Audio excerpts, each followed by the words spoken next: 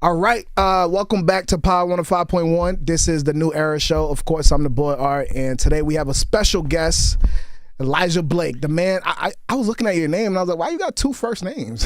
You know Do people say that often? Like, yo, why you got two first names? No, this is the first one. This is the first time I got it. Yeah. Oh, is Blake a last name? Is that a common last name? Or I'm tripping? No, that's a Blake. I feel like Blake is like a first name. I don't know, but how are you, man? I'm good, man. He said he just gave that. I'm great, man. I lost my wallet in New York, but counted all joy, right? Okay. People wouldn't know that Keisha is sometimes my I'm usually her therapist, but she's been my therapist lately. And she FaceTimed me right after I lost my wallet with all my cars, my driver's license. So I'm like, how am I going to get home from New York? And she's looking at me through FaceTime, and she's known me so long. She's like, what's wrong with you? I was like, I lost my wallet. She's like, okay, what are you going to do about it? And I was like, I'm going to get my passport sent up. And she's like, all right, cool. So then what does God say about praying and worrying? And I was like, dang. All right, Pastor Keisha Cole. What is the answer to that, by the way? You're not supposed to pray and worry. The Bible says don't pray and worry. Yeah. Once you pray, let go and let God. It's already being handled. It's already done. Yeah. That's so, I don't even want to take it there. Because let's take it I was going to have this fake deep conversation. But first off, I just want to say, this is the first time somebody ever come on this show and just drop a name like that. Like this mother, it's like you got to realize, like, this is when you start realizing some people are in a different league, you know what I mean? When they just drop names and then you like, we're talking about Keisha Cole. Like, that's not a whole walking treasure, memorial, whatever you want to call it. Like, right, big facts and icon. But that's your world, though, so that's your world. And I got to be careful about that because I've been in this shit since I was 15. Yeah. So I got about like 15, 16 years in. And my community are people who have kind of cultivated me and protected me along the way. So when I have conversations, I sometimes don't even know how to speak because my real life, one of my best friends that I speak to every day is Keisha Cole. You know what I mean? And at one point I was texting Usher for advice. You know what I mean? So, and you know what's so funny? That's your real life, but to other people who aren't doing shit, it comes off as like you're trying to boast or you're trying to show. But it's like, what am I supposed to do if this is my regular life? So I just shut up. Or I shut up because there's no way you can't really explain it unless it's in a space like this where you understand. Yeah. Imagine talk about it at a house party. They're like, oh yeah, Keisha Cole told you don't pray and worry. Yeah, sure. Like, nah, but that is interesting. But the conversation I was trying to have, and I normally have this with friends off the mic, but it to what you just said about praying and worrying, because I always have, like, that's my bigger issues with Christian folks. I believe in God, but I'm talking about, just the people who are we can talk identify as Christianities. My biggest thing is a lot of people just rely on the praying alone, and I never understood. Let me catch where I'm trying to go, but I never understood how you can believe in God but still like second guess certain things that you do, you know? You about to make me do a victory lap around here. I never understood the Bible that. says faith without works is dead. So there is a fine line, right? You can't just be like, God, what you made a really good point that I said on Twitter is like, people always be like, God gonna get you. But I'm like, what if you're the person that God need to get?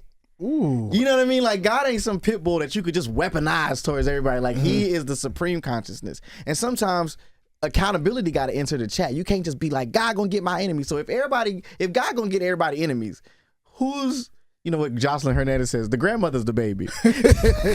Jocelyn's a wild one, man. So it's like you have to take accountability and also do the work. When you want God to fight your battles, are you fighting your battles? He can't. You got to show up to the battle. He not going to show up to the battle for you. So yeah, you're right. I do think faith. To pair that off with is faith without works is also dead. 1000%. Yeah. Now we're not here to talk about. I mean, we're always here to talk about God, but we're here to talk about you. Yeah. And your album, the Gemini, is coming out. I don't know why. Two things. I really wanted to hear the full totality of the album, so I'm mad that I didn't get that sent over. Because I really do love R&B music. Yeah. And two, why is it dropping in January are you just doing this whole long press run until the album drops? Look, let me tell you something. I ain't mad because R&B artists don't get press runs. Okay. That's why I showed up today. Was like when you said how is the press trip going. Now I said now things are getting exciting, and I was just telling my dad in the car, as an R&B artist, right? Growing up, the things that made me want to be an artist and do music are all gone. There's no 106 in Park, right? There's no Cedar's World. There is no.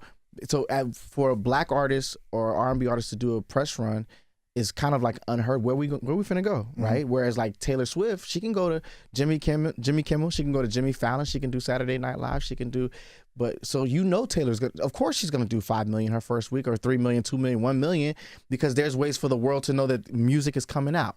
Whereas black artists, where we finna go? So if it's not with platforms like yourself and yesterday Billboard, I thought that was amazing to extend I was just telling them like that's so cool because I gotta show up because my peers don't even get these opportunities afforded to them. So if y'all want to meet with me today, if y'all want to meet with me closer to January, hell, if y'all wanted to meet with me back in February, I'm going to pull up because there's no other way or no other platforms. Just slow. The way that they created genres, I keep saying genres are a form of music industry's way of segregating. Okay. Wow. You can't go in these certain rooms because why these rooms are called pop, when pop is a derivative of popular culture, yeah. right? So it's just like, yeah, I'm gonna show up every time you guys extend a platform to me, because how else are my fans or lovers of R&B music gonna know that R&B is coming out? So I see, I hate to be long-winded, but I'm so passionate about this, but I see Twitter always saying like, oh, R&B is dead, and then people are like saying, no, R&B is not dead, y'all just ain't looking for it. But I'm just like, if I'm a young person, how am I gonna find it in the clutter? There's 100,000 songs coming out a day, you know? So if it's not you, if it's not Ebro, if it's not Breakfast Club, if it's not these platforms, can't find it. Yeah, to that point, you know, back then, you brought up 106 in Park, but back then, that's why these things were called, you know, television programming or, you know, or radio programming, because they're programming you to like, you know, or to know what's hot or to know what to like. So now that those things don't exist, you kind of have to do the work. And a lot of people are now realizing that they're lazy consumers and they like to be fed the food right in front of them. So it is difficult for, like you just described, for a lot of R&B artists, because, you know, I think that's just music consumers are just lazy to go find it. Exactly. But I do think there are great R&B music out there. But let's talk about from what we got from the album right now, because I do want to talk about Shouldn't Want to Call, right? There's a lot of, I think, conversations behind it, but first off, it sounds like a real confession. And what I wanted to ask is, what chapter does that open, you know, for you in this era? Vulnerability. Okay. I think as men, especially black men, we're not often afforded a right to be emotional, to have feelings, to express our feelings, to express in moments where we feel weak. And I think that's where our true strength lies, is saying like, and I'm Caribbean, so my ego and my pride are through the roof, and I'm a Gemini. But yeah, there's been times, even if I've left a relationship, then I'm just like, damn, why do I kind of feel like I missed the routine or I missed the habit and I shouldn't want to call? I'm the one who called it off, you know what I mean? But yeah, maybe I should have, I could have took the shortcut home, but maybe I did drive past the crib because my mind and my brain is so wired to making this trip for 2 years, you know, on the way home and stopping by your crib. So I was like, you know, let me write about things that I feel like, I think that's what R. Kelly, I know that we're conflicted as lovers of R&B music, of bad decisions and bad choices he's made. But I think one thing that's undisputed when we talk about it is, when we speak about his art, is that he's one of the greatest storytellers ever. So I went into the studio, I was like, well, shit, if we can't listen to R. Kelly no more, let me make music that feels as good as that music made a whole generation feel. So I went in the studio saying, I asked, we were having a debate on who could beat R. Kelly in the verses, and no one could figure out who could beat him. So I was like, dang, let's make some music that would rival that feeling. Yeah. And another thing, I think, correct me if I'm wrong, but I think I took away from it, but I guess that's what music is for interpretation. But it's almost like my mind wondered, are you missing the person, or were you just missing the version that you were with that person. That's what my mind went when I finished listening to the song a couple of times. Do you write songs? I don't, but I love listening to R&B music. Man, I make music for people like you. Yeah. Because oftentimes I think so deep into it. I'm like, is anybody gonna really care? But I believe that there are people out there who care. You know, the music industry and the execs and the suits love to be like, no one cares. And I'm just like, no, people care. I'm not the only one that looks up the lyrics and dissect them and gets into it. Like, I don't think that human beings are as dumb as the suits and the higher ups pretend that the consumers are. And yeah, that you're exactly right, because the tug of war that's happening with Shouldn't Want to Call is like, you've revealed to me that I wasn't really in love with you. I was in love with the idea of you. Mm-hmm. So I shouldn't want to call, but I do. Mm-hmm. And me calling is not going to resolve anything because you've shown me who you really are. Mm-hmm. But I still do, because I'm still in love. I'm not in love with you, but I'm still somewhat in love with the version of you that you did a really good job in convincing me was real. Mm-hmm. Damn, that's so interesting. Yeah. So when I hear a line like where you said, I'm headed to the studio so you can feel my words, you know, through the pain. Are you, when you talk, that describe as like, you know, people be like, music is my form of therapy. Mm-hmm. That's basically what you were trying to say in that situation. But is that your only form? Only outlet? Okay. I say things in my songs that I would never have the courage to say out loud. And I think that hip hop is a great representation of that, right? You think of like Jay-Z can get on a song and be like, I'm the best rapper that's ever lived. But if he was to ever get in an interview, right, and be like, I'm better than Big, I'm better than Tupac, there'd be complete outrage over there. Yeah, I see what you're saying. You know what I mean? But when you present things in the form of art, that's the one time you can be, that's where I've only found a safe space, especially in a world where everyone's getting canceled. But if you listen to music, that's where people could really pop their shit, or where people could talk about things. I've written songs about just my childhood that, and letters to, basically like open letters to my mother, to things I would never have the courage to say out loud in a conversation, you know? So I was saying that, like, I shouldn't want to call, and I'm not going to call, but because I know that you're going to hear this song, I'm going to go to the studio right now and say all the things that I want to say. Yeah. That's the only way. I'm not going to give you the gratification of having a conversation with you, because I don't think you deserve it, but you will hear the song. Yeah. Yeah. And of course that record is from a real place, right? It's from a real experience. Sure. So how did that experience redefine how you see love, or how you see yourself now? Yeah, I see love in a very different way. Love is not as linear to me as I feel like we were programmed to believe it. You know, when you watch movies, you need the happy ending. It sound good and it look good. But I used to believe that you only have one soulmate, and I don't think that that's the case anymore. I think that God sends you different soulmates for different versions of you. You're not the same person today that you were 5 years ago. And you're not the same person 5 years ago that you were 10 years ago. And I think that you have a soulmate to help bring you into that next season of life. And sometimes that's all it is. And that's the beautiful part. Somebody got to experience that version of you. You got to experience that version of that.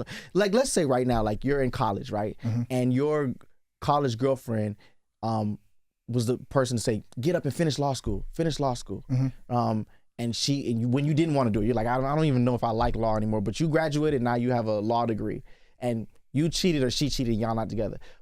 And the woman that you marry now is the best at helping you handle your finances and your clients. But she might not have been the person that would have got you through law school, right? So are you gonna say that wasn't your soulmate and she's your soulmate, and just because you feel like right now in the present time, I just feel like God sends different people. He has to be able to use us and trust who there's like this web. And again, like, I just don't feel like love is as linear. So I'm just as excited about my next relationship as I was as the last one. And I told somebody the other day, I'm not on some like on some existential crisis to find love, because I've experienced love in every relationship I've been. My father loves me, my mother loves me, my sister loves me. So I don't have this fear of like dying without being loved. You know, you can't sell me that dream. You know, I think a lot of people stay in relationships and tolerate certain things, and you're like, why did you do it? Oh, they love me. You're not gonna sell me the farm, because I have love. Yeah. You know? What if somebody pushed back and say, you know, those type of love are completely different? Like what the love that you will receive from you know, your family, your father, your mother, your siblings, versus that love you'll receive from a romantic partner could be different. It is, but it's all different. That's why I don't think it's linear, right? Okay. Because Back I to what think you that said, long as it's unconditional love, it's love nonetheless. I think you can experience love from a one night stand. I done been in the club and been talking to a stripper. She been telling me how she's just doing it just to pay through college. I'm like, I think I love you. Mm-hmm. And she You was fell in like, love "I with a you stripper too." before? For 20 minutes. Okay. But That's fair. I really am that type of person. Like if you are able to mentally stimulate me and make me care about your if I want to see you win, like I have homies I go to the gym with and they're telling me about their lives and like one of my homies, we work out every day and he's telling me about what he's going through with his girl and certain things and things that's happening with his father, and he's like really always asking me like, yo, what's going on with your career, right? But he's Nigerian, so his dad never told him he loved him, right? And then he landed like a big movie role. So one day we were dapping it up and he was leaving. I was like, bro, thank you, bro. Kill that shit. I love you, bro. And like he stopped and froze. And this nigga's like 6'6", weighs 270 pounds of lean muscle. And he stops and he's like just like looks like he's like glitching. And he's like, I love you too, bro. And then like the next day, I was like, well, that was weird, but okay. Cause I tell all my homies when I get off the phone with them, I love them. Cause my mom did it. My dad does it. And he hit me the next day. He was like, bro, like, you know, that was the first time like I've ever said I love you to like one of my bros. Yeah. I was like, bro, your dad never said you love you? He's like, no. So I just think that there's like this overwhelming demand for black men to just be unbelievably tough. Yeah. And it's heavy. And some niggas carry it into their 30s, into their 40s, and it just takes somebody telling you that it's not transactional. Like, yeah, I can say I love you, and even if you don't say you love me back, I'm saying I love you because in this moment I love you. You know, and I want the best for you. It's unconditional. You know what I mean? But I wonder also if that's if we do it, you know, not consciously, but because to your point, you come from that. You know, you come from love. Yeah. So if that's something that you've known your whole life, it's almost you're familiar with what it feels like. He doesn't come from that, so you know, like I faced that same issue with my friend group. You know, my father was never. We all, it's, you know how they say trauma bonding. Yeah, all of my friends, we all don't have our dad and our dads in our lives. Like it's 15 of us. Damn, and none of them. We've been friends since elementary school, and we're 26, 27 years old.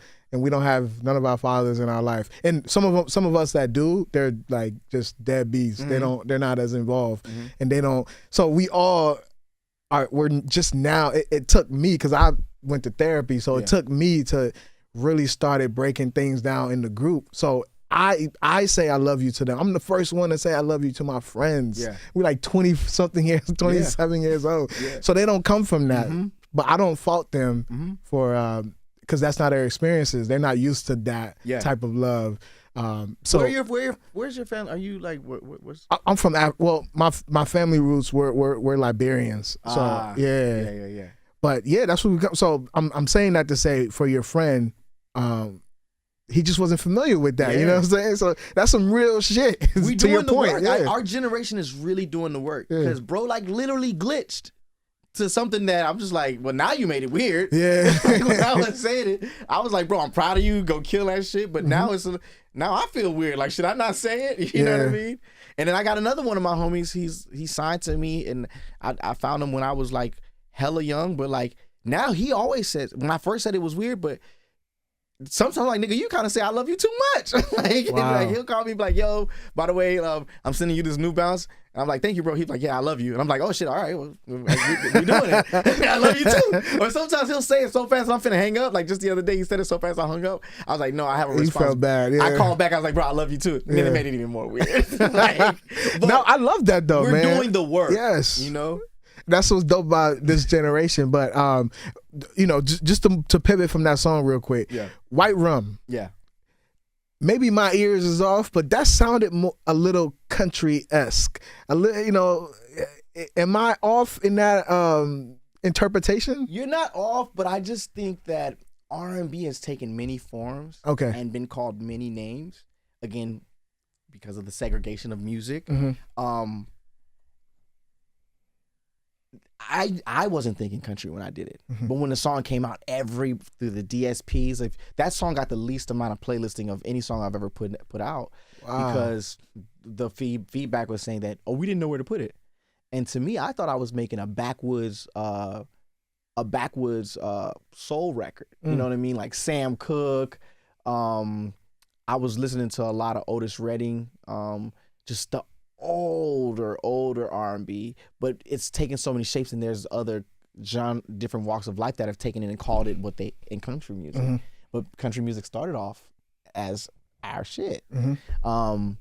So I just went hella deep, and I was in Texas. I felt it. It was the Texas roots. I found like the best musicians in Texas that I didn't know. I just said, let's plug in from one and just play and see what we come up. So I basically freestyled White Rum. Okay. And it was just talking about me being Caribbean.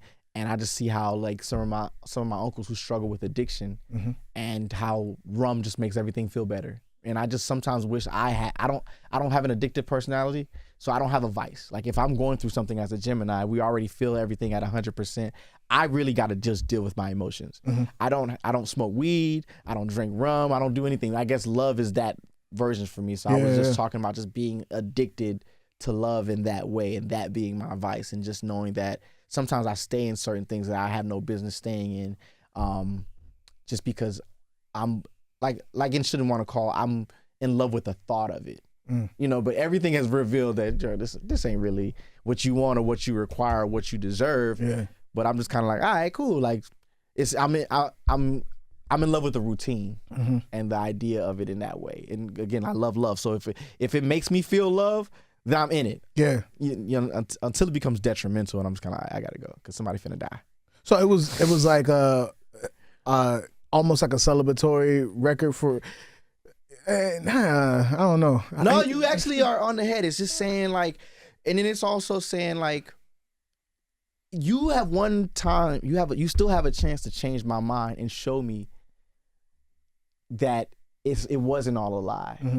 So pick up. That's why the vamp at the end just say, pick up the phone and call me. Pick up if you want me, if you're thinking of me.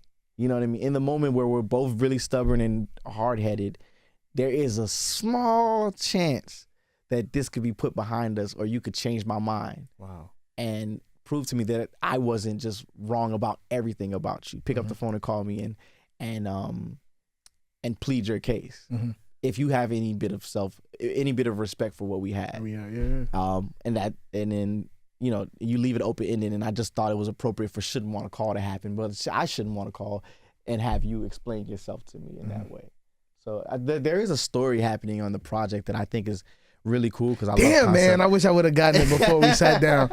That's one of my favorite. No, I'm serious. That's one of my favorite things to do, man. Is really just like dissect an album, bro. So damn, I'm mad. But now I got to come back and change. Please, man, please. Nah, that's really one of my favorite things to do, man. So real quick, because you said something, and I want to pedal back to it, because I didn't even know that, and I'm sure a lot of people who are listening probably didn't know it either. So because they didn't know how to categorize the song, it just kind of just got left. So how does that affect the streaming? How does that affect we're in the music exposure business. Of the song? We're in the music business, right? So I'm signed to Monarch, so they're gonna look at the numbers at the end of the day and be like, should we spend more money on this song or should we not? You know? Jesus and Christ. When that doesn't happen, people can say, well, I don't care about playlisting and I don't care about, but those matter because there's checks and balances. Yeah. So because that didn't happen, the song probably could have gone further, but it didn't because they didn't know where to put it. But again, to me, that is stay in your place, little black boy. You kind of get what I'm saying? Yeah. And I 1,000%. think how many more of my peers would experiment and take certain chances if they weren't penalized for doing so? You know? And luckily, I write my own music. And I feel like I'm in a system now where I have a company that understands me and are excited to take risks. But you know, you can only take so many risks, and the dollars got to make sense at the end. The sense got to make dollars at the end of the day. Yeah. But I didn't feel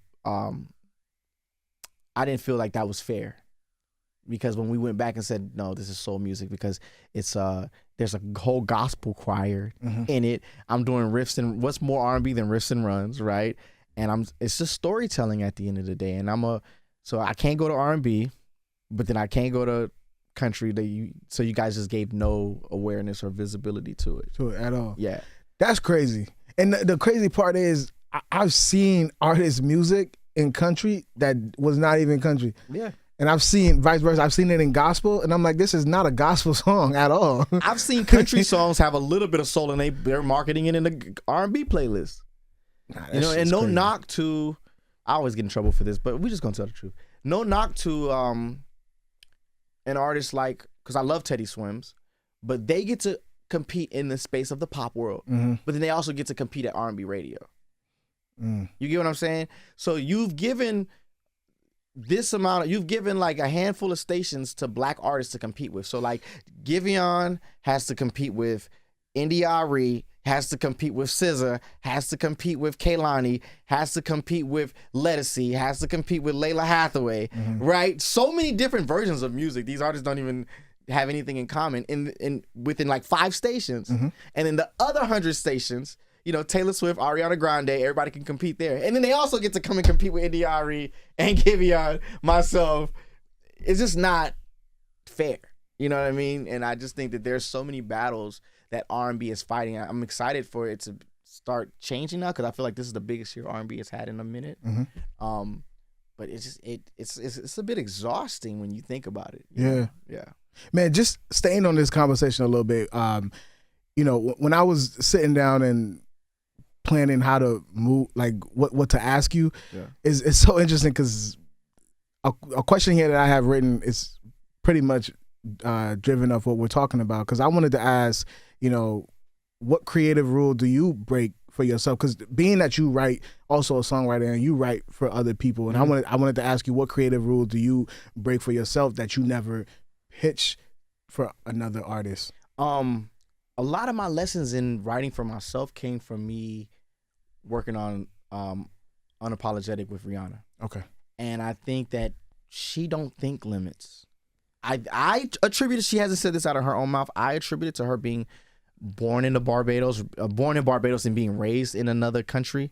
So in her, and a lot of times when you're coming from another country that isn't as privileged as the United States, you're like, well, shoot, sky's the limit. Because I'm technically not even supposed to be here. You mean to tell me like a little black girl from Barbados was going to come here and be a billionaire and have the most successful skincare line in an industry that has historically like excluded black faces? You know what I mean? Crazy. So that's how she's able to do projects like Anti and Unapologetic, because she can sing Diamonds, and then she can do Shine Bright Like a Diamond with Sia, and then turn around and pull it up, watch it all fall out, right? And then do Tomorrow's Way Too Far Away, and then turn around and be like, All Alone It Was a Fever. You know what I mean? Those are completely opposite records. She's not limited. But again, America has done a number on the black community. And conditioning that we ourselves have accepted. So sometimes we turn around, and you talk about trauma bonding, and sometimes we turn around and penalize our brothers and sisters because we're like, you ain't supposed to be doing that and you're weird, right? So I think that Rihanna's coming here. She came over to the United States with an open mind, an open palette, and she's been able to be the most dynamic artist we've seen in this last generation, and her records show. And me working with her, when I work on my own things, I'm still so inspired by her freedom of thinking. And then I remember I was in a session with Usher, and we were, he was playing me songs that didn't make confessions. Now, I didn't get to go to college. I got signed like right after ninth grade, but I feel like I technically did, because a lot of times people take a music industry course at Yale or Harvard. You got to live it. From a professor that's never won a Grammy, right? I always think, like, how can you teach something you ain't never even did? I mean, I used to ask myself the same shit. You know what I mean? Like, but whatever. But I got to sit with the man who had the highest selling first week of an R&B album of all time. You know what I mean? And Usher played me songs that didn't make confessions. And then not only just played me songs that didn't make confessions, but I got to ask him why. So he taught me how to put together a flawless body of work, and why sometimes it's about the story. And he played me a song. I was like, dang, this song might be better than almost any song I heard in Confessions. Why didn't it make it? It didn't match up the story. So I got a crash course in cohesion, and also him telling me, like, let your voice be the thread that weaves everything together. Let your story be what brings everything back center. So I'm no longer afraid to experiment because my reality is the glue that brings it all. And I give myself permission to be all those things. I'm a church boy. I love R&B music. I'm a lover. I'm a 90s baby, so I love R&B, 90s R&B. But I'm also like unapologetically alternative. I love Coldplay. I grew up, so my melodies are very Coldplay. I love Radiohead. I love Savage Garden. So I give myself permission now to be all those things. Now, let's stay right here also, because you just did something that I wanted to ask you about. All those little notes, not little, but all those notes you were hitting, those different versions you were giving out, but of Rihanna, that's something I wanted to ask you also. You know, being that you've studied and worked with all these legacy acts, like what is one note that these veteran acts, you know, nail every time that this new generation, because you've also worked with the new generation acts as well, that these new generation tend to miss, and vice versa. You're the first person to ask me this question, and it's one thing. It's literally one thing. Everybody I've named will outwork this new generation, any of them, in 20 years younger. The one constant thing I've learned from being around Rihanna, Usher, Beyonce, is that even now, with all those accolades, outselling everyone, they will outwork any of the new artists that have come out. Almost to the point where you see how hard Beyonce works, and you're just kind of like, you can't really just stand there and be Beyonce, right? Yeah. And she can, and she's actually aware of it. But she'll look at you and be like, but why? I didn't get here by being lazy. I can't even make myself, if she tried to be lazy, it wouldn't even be possible. So it's tough because back in their day, there was budgets to rehearse for a month. Like Michael wouldn't even do a video unless he got to rehearse for 3 months. So when people are like, we don't have our Michael Jackson, well, yeah, the infrastructure is not really in a position to sustain that. When I was trying to dance, like I went to performing arts school, and dancing was a big thing, and I had the ability to. And when I danced, people were like, man, we miss like Genuine, and right now it's only Chris doing it. Well, Chris is the only one who has the budget because it's so expensive to dance in your videos, right? The dancers are $300 a day, rehearsals, and then another $500 for the shoot. Like you'd be lucky to get one rehearsal when it's all said and done. So, but I will say the constant thing is, even till this day, with all the success that these people have, and me being in a room with the Ushers, but also being in the room with the next person, even if you gave them that budget, they're not really set up that way to work like these niggas are. Yeah. No, they're not. No, I get what you're saying. I think I experienced that too, working here. Like I see what Charlamagne would do in a day. I see what Envy would do. I see what Jess would do. I see what Angie Martinez would do. I see what Angela Yee. I remember I was with Angela Yee. We was sitting down just talking, and she was like breaking down all that she has to do in that day. And I was like, what am I doing? But it's like the average person would not, you look at people's lives and you like want it until you see what they have to do. And like, I think that really it tests if you really want this life, or you just want what comes with this life. You know, people just lust for it. They don't really, I don't think people really want it. They want everything that comes with it, but they have no idea. You just don't know, man. No. Rehearsals till midnight, wanting to throw up, and I've actually seen people throw up and get back on the stage. Wow. You know what I mean? Whereas like nowadays, somebody get a fever and they canceling the whole tour.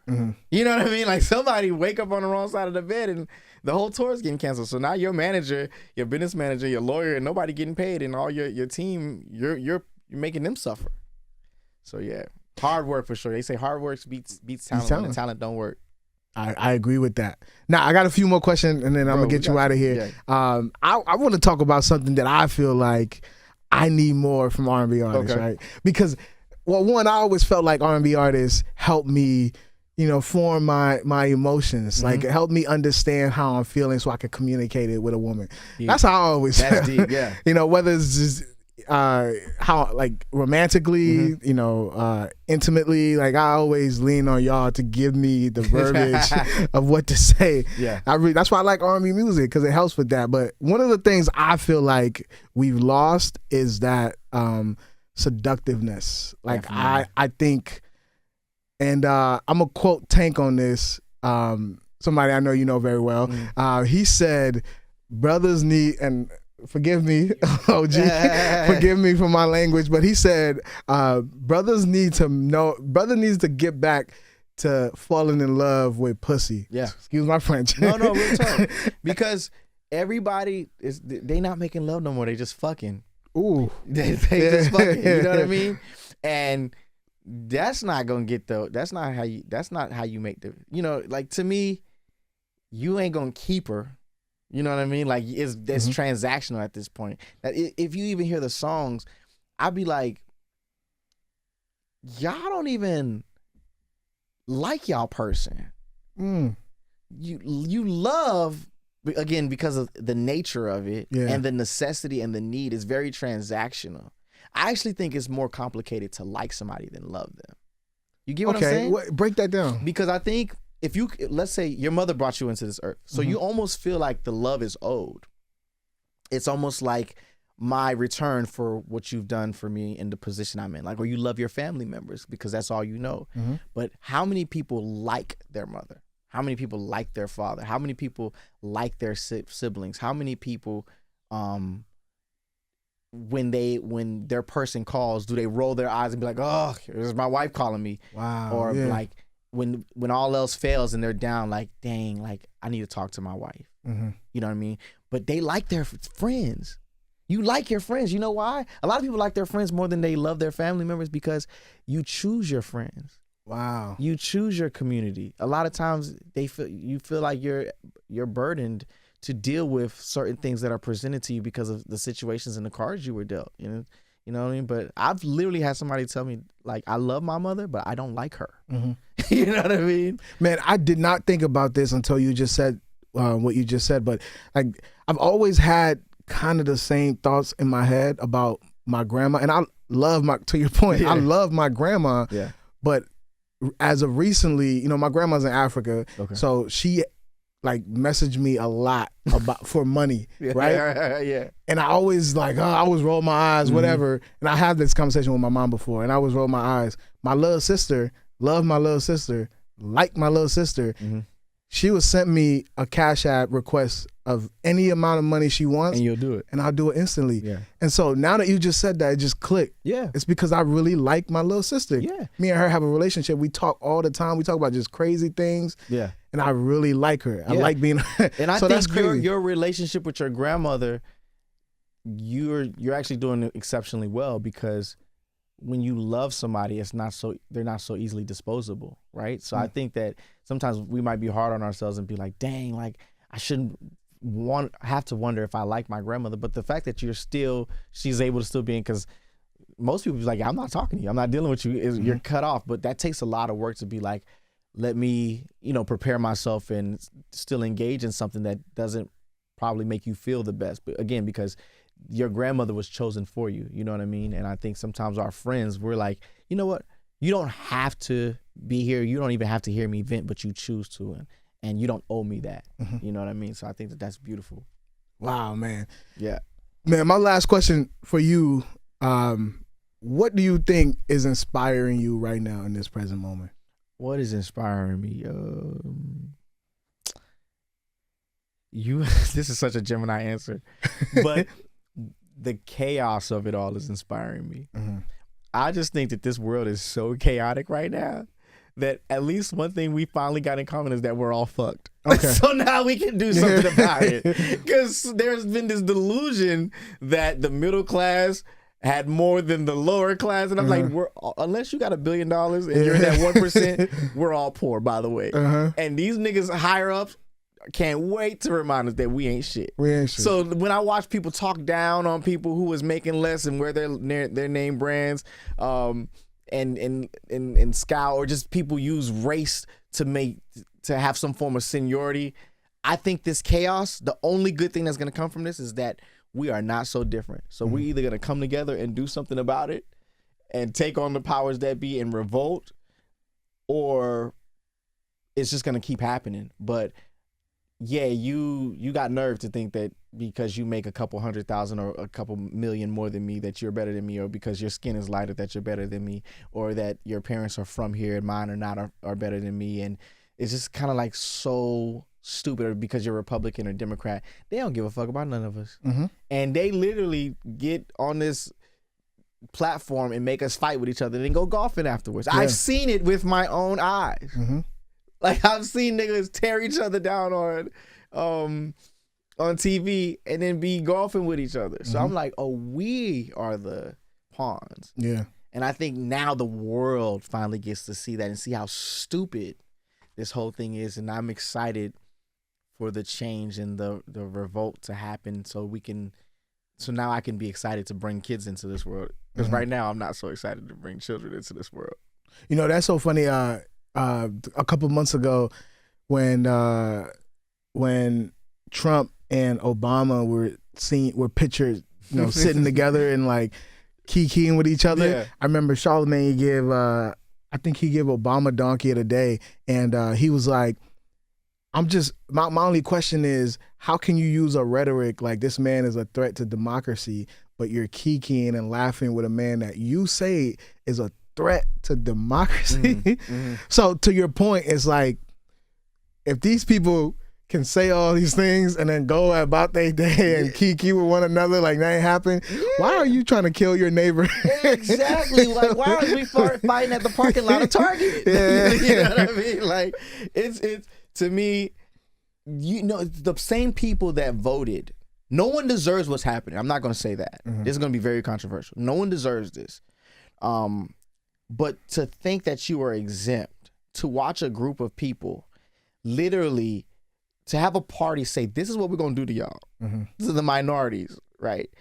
And because you felt like your complexion or you were closer in proximity to white privilege, that you can vote for the very person that told you what he was going to do and be exempt. And then now be surprised.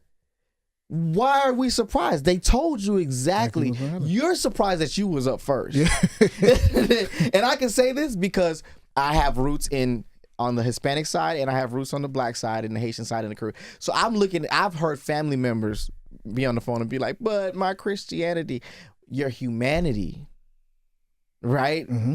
When or my money, I voted for this person because of how much money I make. But are you a business person first, or are you a human being first? And I think that this society is reminding us that we are first human before anything else. I agree. Yeah. Man, I know I said that was my last question, bro. but I'm going to end it with this one. What is the purpose of you standing and the fan blowing you in the cover art? So I can't stand a fake deep ass nigga, so I'm gonna just tell you the truth. I like how it look. Oh, you got me with that one. We should have stopped at the last question. You just like how you look. I just like how it look. Okay. No, I'm not gonna hold you. I didn't expect it to look that good. I had one day in Atlanta to shoot the album cover, because we shot the album cover and we were like, it didn't invoke any emotion. And I love, if you look at my album, I really care about it. I know that everything's in the streaming world, but I still do vinyls. I still care about album art. Like, I have Prince vinyls around my house and I have my vinyls in between here. So I always think, can my vinyl stand next to Prince and continue to do so? And we got this Airbnb. Wait, hold on. Junior, you just sent me something. This is the whole thing? Man, why you ain't sending me? And you the only one that's gonna get it, because I was like, don't send my album to nobody. Man, I can't wait to listen to this shit on my way back. Thank you. I should have asked for this before this. I thought it was included when I sent you. Nah, it's all good. But Junior, we not sending it to everybody. We sending the teaser, right? Yeah. Everybody else gets the teaser except for him. I need this, man. This is dope. But yes, I'm sorry. He just like sent it to me. So I wanted a theme. Honestly, it just invoked a feeling to me. Yeah, I didn't even know that. Honestly, bro, I didn't know the fan was on until I saw the photo. I mean, hey, man, it looks dope, man. It gave me a I think it fits the whole concept, I guess. But I wish I had a deeper meaning. I wish I could really Frank Ocean this moment right now. Everything don't need a deeper reason. Yeah. I was just sometimes I just like to question shit. I don't know, but. Man, I really, really do appreciate you for your time. Thank you for the conversation. I cannot wait to listen to this, because I can't wait to come back, both y'all. of those We songs. gonna hold them to it. We gonna come back. Nah, please, man. Please, January. 1000%, man. Yeah, please come back. And Thank you for this conversation, bro. It's, before we go, I know there's time constraints, but I love when I'm speaking to a lover of R&B. I love because you're the type of person I make music for that cares, and I keep telling people, no, people care. They care about lyrics. There's people that still care about melody. There's people that still care about stories. There's people that still want it to all tie in. They're like, no one cares. It's the streaming era. I'm like, so wait, streaming happened. Everybody got stupid. Yeah, there is long COVID, by the way, but yeah. but there's some. You're an example that I'm not doing it. No, hella people care. Living in vain. You have you sat down with Nala Simone yet? DJ Nala Simone. Oh man, what? Let's make it help make it happen. Nala would love. Yeah, let's. All right. Nala would love to sit down with you, man. Yeah. What? Matter of fact, I'm gonna call Nala as soon as we get off this shit. I'm gonna call Nala. Spread the good word of call R&B, Nala, man. Cause she does Pass the Aux on Breakfast Club. Oh yes, you know, bro. where she plays them. New I'm music. a fan. I'm always inspired by her picking the non-conventional hit at the time. Yeah. And I'm like, oh, this girl really. No, she literally she loves researching and looking for music. That was tell her I'm a fan. I didn't know the name, but I'm a fan. Yeah. I'll let her know that. And it's so crazy because one of our coworkers, he's a white boy, but he was on Friday, last Friday, she had played her music and she left, and he was like, man, can you ask Nala for this specific song? Yeah. And it's an artist that's not even well known. It's just she just played. It was just a really good song, and she played it, and she was excited for that because sometimes I think she gets in her head and she feel like a lot of people aren't really accepting to that. So it was. I think to your point about those suits who believe that people don't care about music, like that, but that narrative is so wrong. There are so many people who really care about music. Well, y'all are fighting the algorithm. But yeah. You know what I mean? And it's just but mighty are the few, man. Because I'm meeting you and seeing it in your face. I think somebody's going to watch this and be like, okay, I can go back in the studio now and fight to have the label give me a couple $100 to make this lyric perfect. Because it's hard. Mm-hmm. If I wasn't so successful in what I've done with Usher and Keisha and Rihanna and these people, they blessed me beyond what the money that they've made me, because when I jump on the table and I fight, now the suits can be like, well, you did do enough for no love. He did. We did drop Justine Sky, but I'm gonna drop a bomb here that I haven't seen. They did drop Justine Sky when I did Collide for her, and the song became the most streamed song 8 years later. Oh wow, I didn't even know that. I wrote Collide for Justine Sky, and it was gonna go. It was a bidding war for Rihanna, Trey, and Brandy actually. God damn. And me and Mustard did that. We left the BMI Awards feeling inspired, and I pulled up on Mustard in the studio in New York City and wrote Collide in 10 minutes maybe. I was trying to impress my girlfriend at the time, because I won an award for Climax. Climax won the #1 song that year. And so she had on this cute little black dress. Mm-hmm. And I was just feeling like that nigga because she was a supermodel. So she was like, I'm like, oh, you get to see me in my element. Because she be FaceTiming me and she'd be like, where you at? I'm like, I'm in the studio. And she's like, with who? And I'm like, I'm in the studio with Usher. She's like, yeah, right. FaceTime me. So. Yo, I know I said that was my last question, but now I do have one more. What is it about that record that makes it so timeless? Is it the production, the writing, the Climax record? What do you think it is about that record that makes it so timeless? At the time we did that record, and I could say, if everybody else gonna beat on their chest about it, I can. I definitely think that record set the tone for where R&B still is to this day. We almost lost. People talking about R&B is dead, but R&B at one point was on a lifeline, right? Because everything on the radio was David Guetta, Calvin Harris, to the point where even the legends were doing dance records. Remember that year where everything was even Usher did OMG. Mm-hmm. Oh my God. Chris had yeah. Oh yeah. Kelly Okay, I see where had, you're going. Commander. Everybody. If you were gonna survive those 3 years, you need That's to the direction you had to go. You had to go in with Stargate. You had to go in with David Guetta. You had to go in with Dr. Luke because it was Kesha. It was Lady Gaga. Mm-hmm. It was just that disco dance. It wasn't disco, but it was like that dance 4 on the floor was dominating. So it took an artist like Usher to slow it down. When Climax came out, it was the only song that wasn't an up-tempo going to radio. Mm-hmm. And because of the success of that record, we were able to slow the tempo down a little bit. But if you think about sonically, though, it was still very progressive, and it was Eurocentric in the because Diplo did do it. I just was like, me being a church boy, I was like, please take this out. But even that song, nobody knows was a 4 on the Floor record. Wow. And I went to Mark Pitts like a badass little kid. I put up this song like, let me talk to you. And I was like, can we please get this goddamn 4 on the Floor out of here? I don't want to hear that shit. You know what I mean? And he was like, I was like, I'll hear my melodies better without this. So he just asked Diplo, can Elijah just write to it?